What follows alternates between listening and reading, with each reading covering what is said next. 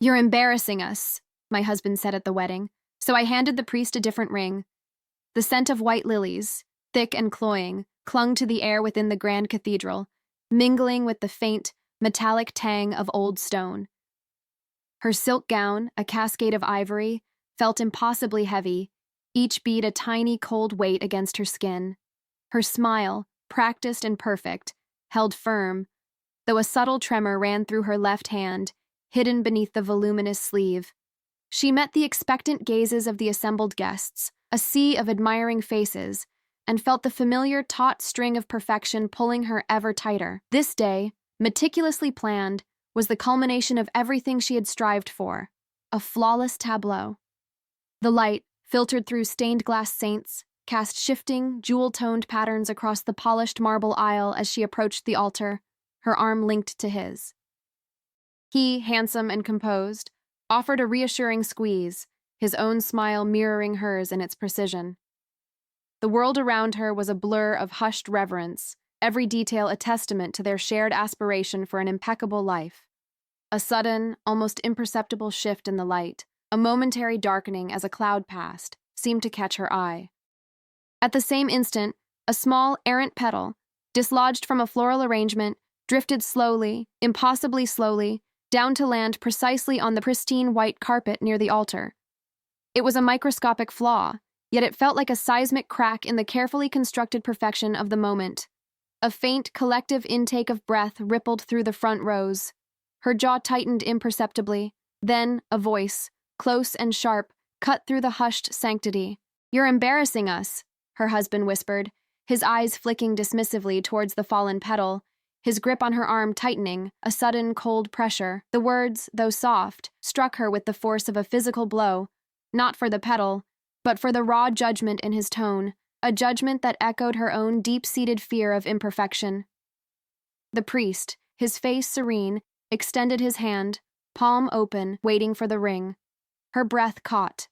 For a fleeting second, her carefully constructed world tilted on its axis, and her fingers, instead of reaching for the velvet cushion bearing the glittering custom-designed band, instinctively sought the small worn velvet pouch she always carried tucked deep within her gown, a forgotten comfort from a forgotten self. The air in the cathedral seemed to thicken, a palpable silence descending as her fingers, guided by an instinct she didn't understand, closed around the familiar, smooth fabric of the pouch. Her husband's grip tightened further, a warning, a demand for compliance, but her hand moved independently, a will of its own. Her gaze, momentarily unfocused, found the priest's eyes. They held no judgment, only a quiet, ancient understanding, a depth that seemed to see past the silk and the lilies, straight into the chaotic core of her. The elaborate, sparkling ring sat untouched on its cushion. Instead, from the pouch, she drew forth a simple, tarnished silver band, worn smooth by decades of touch, its surface dulled by time. It was her grandmother's, a relic from a life far removed from this opulent display, a life of quiet resilience and unadorned love. A ripple of confused whispers spread through the pews. Her husband's face, usually so composed, contorted with a mixture of shock and disbelief, a silent, furious question. He opened his mouth, but no sound escaped. The priest, however, merely lowered his gaze to the simple silver ring in her outstretched hand, then back to her eyes, offering a faint, almost imperceptible nod. It was a gesture of acceptance, not of the ring itself, but of the unspoken rebellion it represented. In that profound silence, a fleeting wave of panic washed over her, a desperate urge to retract, to apologize, to snatch back the worn silver and replace it with the glittering symbol of their perfectly curated future. The weight of expectation, of years of striving, pressed down on her, threatening to crush this nascent defiance. But then, a quiet strength, a memory of her grandmother's gentle, knowing smile, settled over her. The moment passed. The choice was made. With a steadying breath she hadn't realized she was holding, she placed the tarnished silver band into the priest's open palm. The exchange was silent, yet it resonated with the force of a shouted declaration. The priest, without a flicker of hesitation, took the worn ring, his fingers closing around it for a brief, significant moment before he turned to her husband. The husband's eyes, still wide with a frozen bewilderment, watched as the priest presented the simple band. His gaze darted from the silver ring to the untouched, glittering diamond on the velvet cushion, then back to her, a silent plea, a furious question. But she offered no explanation, only a quiet, unyielding resolve in her posture. The ceremony continued, the ancient words of commitment echoing through the vast space, but their meaning had irrevocably shifted. When the priest guided the simple silver band onto her husband's finger, it seemed to glow with an unexpected light, a stark contrast to the grand setting. His hand, usually so confident, trembled slightly. Then it was her turn. As the priest slid the same worn ring onto her own finger, a strange lightness bloomed within her. It wasn't the weight of a perfect diamond, but the quiet, comforting presence of a story, a legacy, a different kind of promise. The cool metal against her skin felt like a truth she had long forgotten, a quiet anchor in the swirling chaos of her own making. With that simple act, she had crossed a threshold, stepping out of the meticulously crafted illusion and into an unknown, unscripted reality. There was no going back. The reception, a blur of forced smiles and hushed inquiries, felt like a performance she was no longer willing to play. Her husband moved through the crowd, a phantom of his former self, his face a mask of polite cordiality that barely concealed a simmering fury. His eyes, when they met hers, were cold, distant, accusing. A palpable chasm had opened between them, an invisible wall built brick by silent brick. Guests offered congratulations, their gazes lingering on the simple silver band on her finger, then darting to her husband's, searching for an explanation she refused to provide. The whispers followed her like a shadow, questions about the ring, about her sanity, about the sudden, inexplicable deviation from their carefully orchestrated perfection. Her deepest fears, the very social judgments she had always striven to avoid, now surrounded her. The fear of being an outcast, of having ruined everything, gnawed at her, a bitter taste in her mouth. Yet, beneath the anxiety, a strange, nascent defiance began to solidify. She found herself meeting the curious stares not with apology, but with a quiet, unwavering gaze. She offered no excuses, no explanations. This silence was her choice, her burden, and her burgeoning strength. The test was not in defending her actions, but in enduring the consequences, in holding firm to the truth that had unexpectedly blossomed within her, even when faced with the icy disapproval of her husband and the veiled judgment of their world. Each whispered question, each averted glance, chipped away at the old armor of perfection, leaving her feeling raw, exposed, yet strangely, undeniably real. Later, in the opulent bridal suite, the heavy silk gown lay discarded in a heap on the polished floor, a shimmering shell of her former self. The air still hummed with the faint echo of celebration, but here, in the quiet, a profound stillness had settled. Her husband stood by the window, his back to her, a rigid silhouette against the city lights. The silence between them was not empty, but thick with unspoken accusations, with the weight of shattered expectations.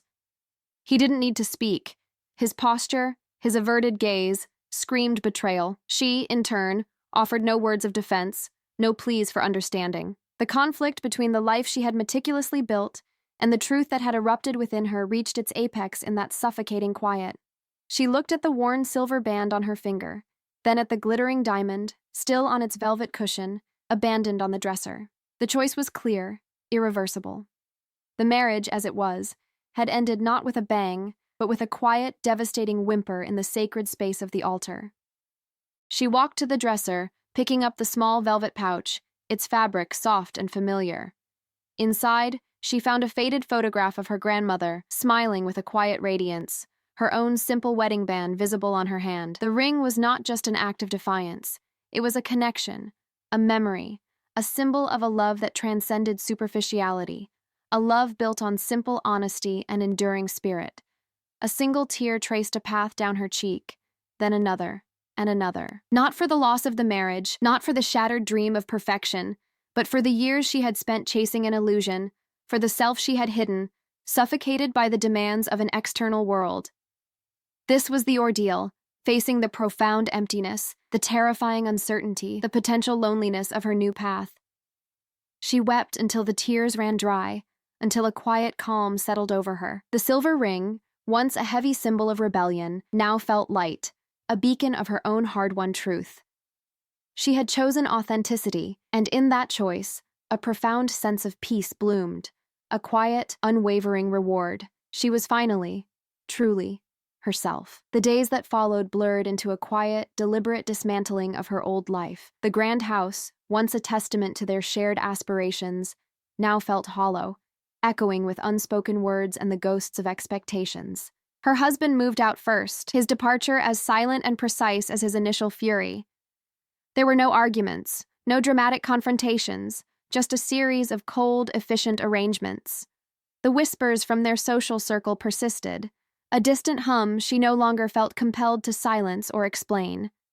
Each averted gaze, each hushed conversation was a scar, a mark of her deviation, yet also a testament to her growing strength. She found herself shedding layers, not just of material possessions, but of the rigid persona she had so carefully maintained. Her movements, once precise and controlled, became softer, more fluid. Her gaze, once sharp and analytical, now held a newfound gentleness, a quiet observation of the world around her. She began to notice the small details she had always overlooked, the way light filtered through the leaves of a tree, the quiet rhythm of a neighborhood street, the genuine warmth in a stranger's smile. The philosophical depth of her experience settled within her. True value emanated from within, not from the external validation she had once so desperately sought. Love, in its purest form, she realized, was humble, accepting, and utterly unconcerned with appearances. She had been irrevocably changed, stripped bare of her superficiality, left with the raw, precious core of herself. The road back was not a return to a former state, but a courageous journey into the unknown, a rebuilding of a life on foundations of authenticity and quiet dignity, each step a testament to the persistent struggle and the enduring nature of growth. Years unfolded, each one a quiet affirmation of her choice. She found a smaller home, filled not with expensive art and designer furniture, but with objects that held genuine meaning, pieces that told stories. Her days were no longer dictated by social calendars or the pursuit of external accolades, but by the quiet rhythms of her own making. She pursued passions long dormant, found solace in simple acts of kindness, and cultivated connections built on shared vulnerability rather than superficial status. The worn silver band, her grandmother's ring, remained on her finger, a constant, comforting presence. It was no longer a symbol of defiance, but a quiet emblem of her enduring truth, a testament to the courage it took to choose a different path. One afternoon, watching the sunset, painting the sky in hues of soft gold and lavender, she held the ring, its surface smooth and warm from years of touch. She saw not just the metal, but the legacy it carried, a reminder that the most profound commitments were often the simplest, that true love resided in empathy and humility, not in grand displays. She looked at her reflection in the fading light, seeing a face etched with the lines of experience, but also with a profound, unshakable peace. The woman staring back was no longer the one who feared embarrassment, but one who had embraced her authentic self, offering a quiet, living testament to the transformative power of truth. She carried the elixir of self-acceptance, not to preach, but simply to be, a gentle, unwavering light in a world often blinded by superficiality. My small garden, once an afterthought, now flourished with an unforced wildness, mirroring a deeper shift within me. The vibrant hues of heirloom tomatoes and fragrant herbs weren't just sustenance, they were a quiet testament to a different kind of abundance. Neighbors, initially curious about the solitary figure who had replaced the grand wedding, now offered tentative smiles, occasionally pausing their walks to admire a particularly robust sunflower. There was no pretense in these interactions, no carefully curated facade, just the simple exchange of human connection over shared daylight and growing things. It was a stark departure from the polished transactional relationships that once defined my existence, replaced by something far more organic and rooted, a true integration into the fabric of daily life. On one sun-dappled morning, a new face appeared at the edge of my fence, an elderly woman, her eyes clouded with a familiar weariness I recognized from my own past.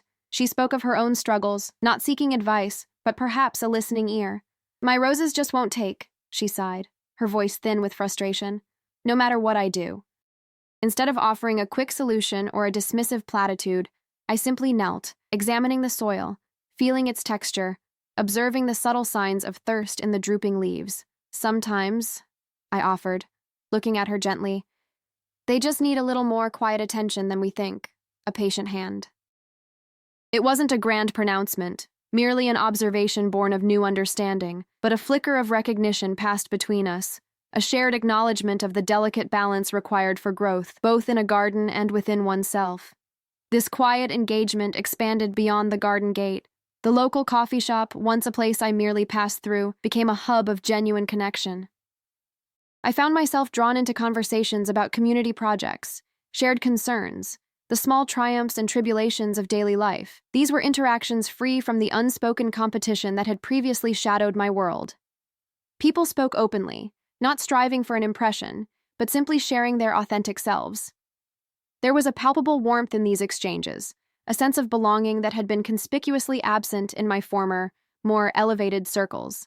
Here, worth was not measured by external markers, but by the simple act of presence, of truly seeing and being seen, forging bonds that felt both unexpected and profoundly necessary. One blustery afternoon, a young man, a regular at the coffee shop, slumped into a chair opposite mine, his face a canvas of despair. He spoke of a looming decision, a career path that felt both expected and utterly wrong, suffocating his spirit. "Everyone says I should take it," he murmured, his voice heavy with resignation. "But it feels like a gilded cage."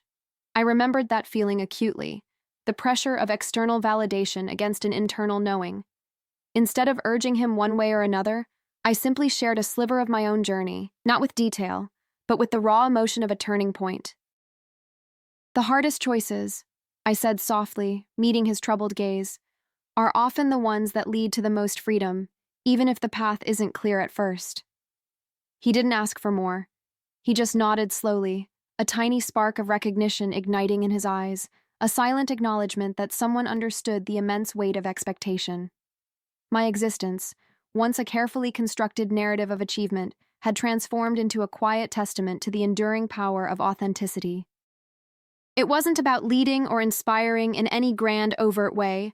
Rather, it was about embodying a different possibility, a gentle counter-narrative to the relentless pursuit of outward perfection. The legacy wasn't a visible monument, but an atmospheric shift, a subtle invitation for others to consider their own truths, to pause and reconnect with what truly mattered. My presence, unburdened by pretense, seemed to create a space where others felt permission to be more fully themselves, to shed their own protective layers, even if just for a fleeting moment. It was a ripple, not a wave, but a ripple that carried the profound weight of genuine human connection, extending outwards from a heart that had finally found its own rhythm.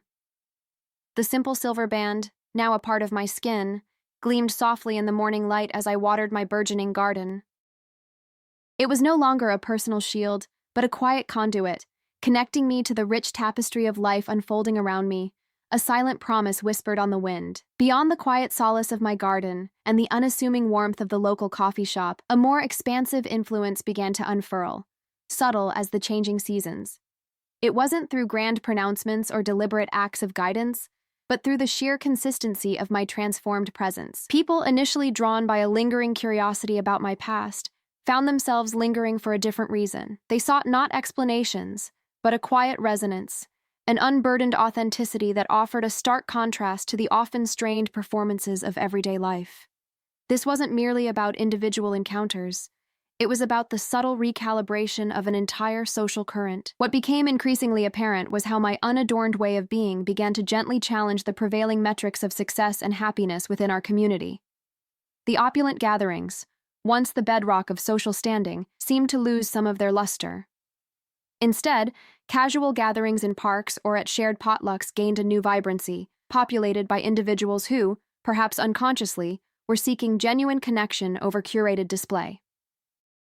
My simple silver ring, once a scandal, became a quiet emblem, a visual shorthand for a different kind of wealth, the richness of an inner landscape cultivated with honesty and quiet courage.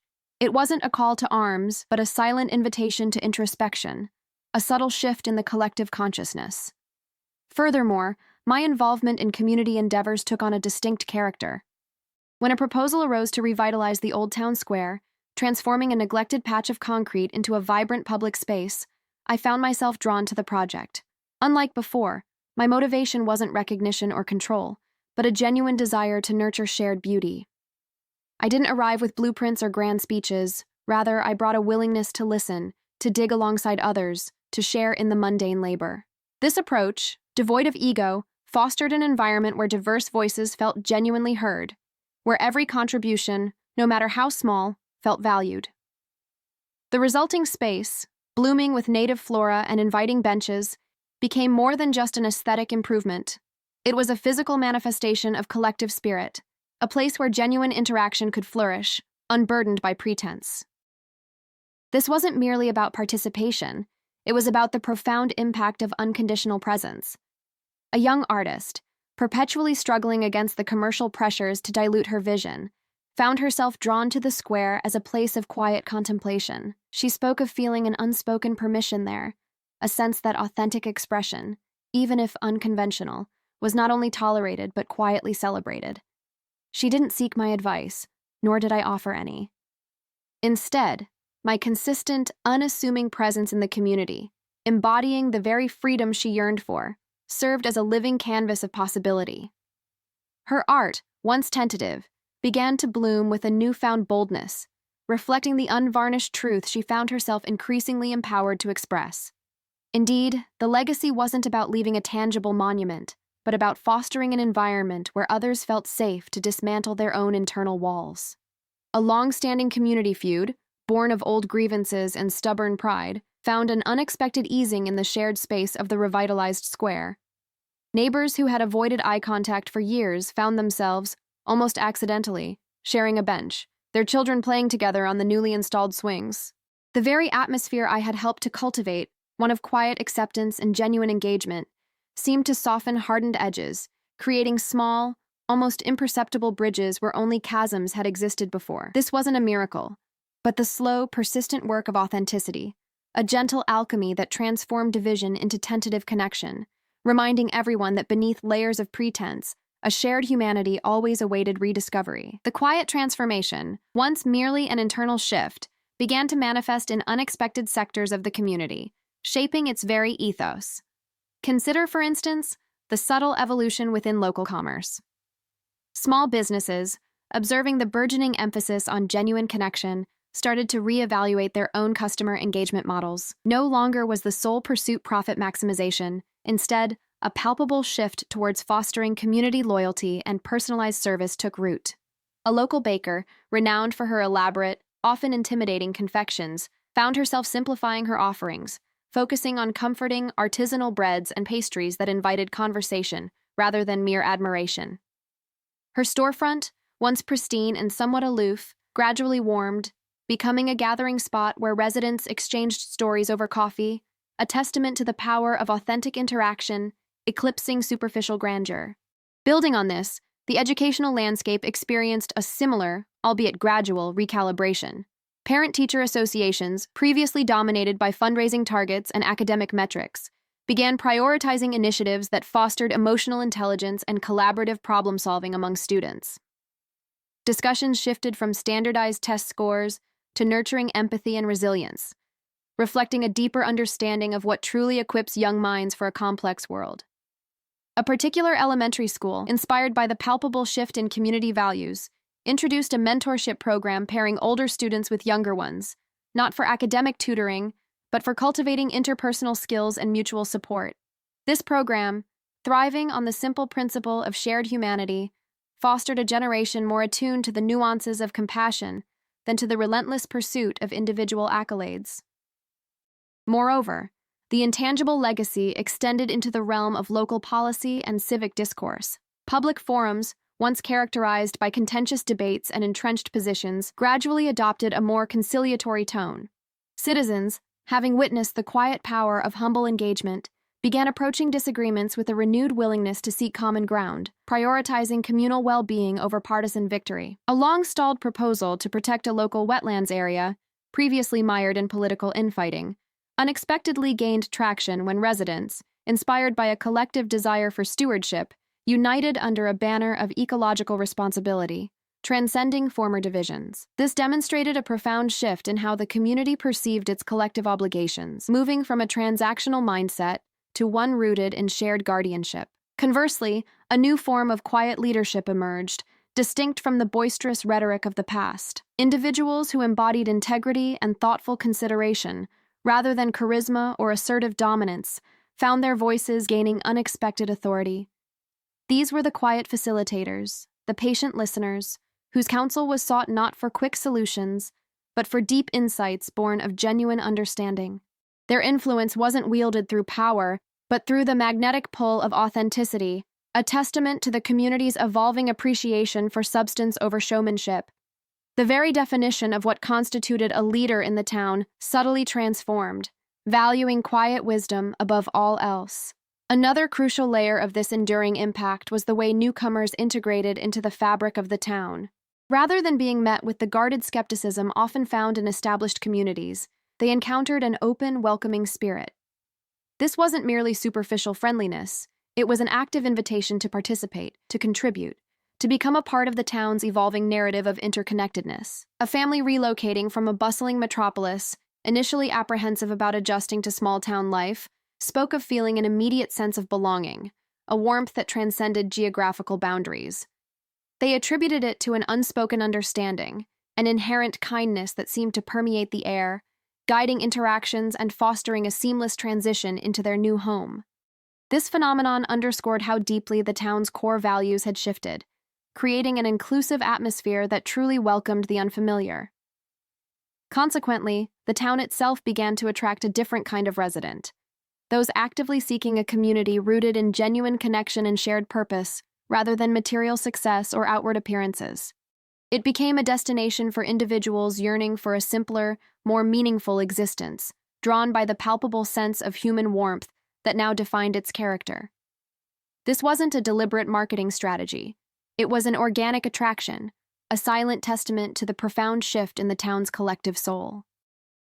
The quiet transformation, initiated by a single unexpected act, had blossomed into a pervasive, self-sustaining ethos, a living legacy that continued to shape not just individual lives, but the very identity of the place.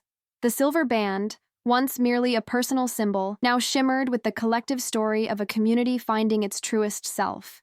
The profound shift, ignited by a singular act of conviction, had by now woven itself into the very fabric of her being, transforming not just her outward actions, but the deepest currents of her perception. She now navigated the world with an inner compass calibrated to an entirely different set of stars, finding a quiet strength and vulnerability that had once been alien. This wasn't merely about making different choices, it was about seeing the choices themselves through a lens of profound clarity, stripped of the old fears and expectations that once obscured genuine truth. Her understanding of human nature, once colored by a desire for approval, had deepened into a reservoir of empathy, allowing her to recognize the unspoken struggles in others with a gentle, knowing grace. This internalized wisdom manifested in subtle yet potent ways. Consider how this resonates when you encounter moments of profound decision, where the path of least resistance beckons, yet an inner voice urges a more authentic, albeit challenging, direction. For her, dilemmas that might once have triggered anxiety now presented themselves as opportunities for deeper alignment. A friend, grappling with the societal pressure to maintain a facade of effortless success, confided her exhaustion. Rather than offering platitudes or solutions, she simply listened, her presence a quiet mirror reflecting the friend's own innate worth, unburdened by external validation. This non-judgmental acceptance, born of her own arduous journey, became a powerful, unspoken affirmation, allowing others to shed their own masks in her presence. Furthermore, the ripples of her transformation extended beyond her immediate circle, touching individuals who knew her only by reputation or through passing observation. The tale of her wedding, once a source of bewildered gossip, gradually transmuted into a quiet legend of courage.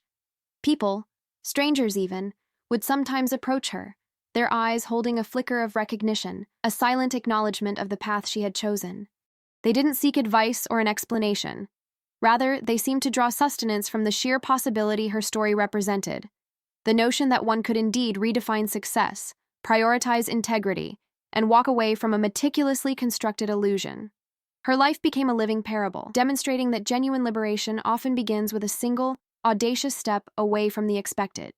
Conversely, her perspective on her own past underwent a significant evolution. The woman who once chased perfection who feared judgment above all else, was no longer a figure of regret or condemnation. Instead, she viewed that former self with a compassionate understanding, recognizing her as a necessary precursor, a foundational stage in her unfolding. The relentless striving, the anxieties, the very flaws she had once sought to conceal were now seen as integral threads in the tapestry of her journey, each one contributing to the profound depth of her present peace. This complete acceptance of her entire narrative, without bitterness or longing, served as a potent elixir, allowing her to transmute past pain into a wellspring of wisdom that radiated outwards, unburdened by shadow. The ultimate insight gleaned from this intricate tapestry of transformation is that the pursuit of an authentic life is not a destination, but an ongoing, courageous practice. It is a continuous commitment to listening to the quiet, insistent voice within, even when it challenges the loudest pronouncements of the outside world. This journey reveals that true liberation often lies in the willingness to relinquish what is expected in favor of what is true, to embrace the uncertainty of an unscripted path over the perceived security of a predetermined one. The elixir brought back from this profound ordeal is not a magic potion, but the cultivated capacity for resilience, compassion, and a deep, abiding faith in the transformative power of one's own, unadorned spirit. As the sun sets, casting long, peaceful shadows, the silver band on her finger catches the last light, gleaming not with the brilliance of a diamond, but with the warm, enduring glow of a life lived with unwavering truth. It stands as a timeless echo, a silent call to introspection, reminding us that the most profound and lasting contributions we can offer the world begin with the courage to truly know and truly be ourselves. The true practice begins now, in every quiet choice, every genuine connection, every moment where the inner truth is honored above all else, shaping not just our own destiny, but the very fabric of the human experience itself.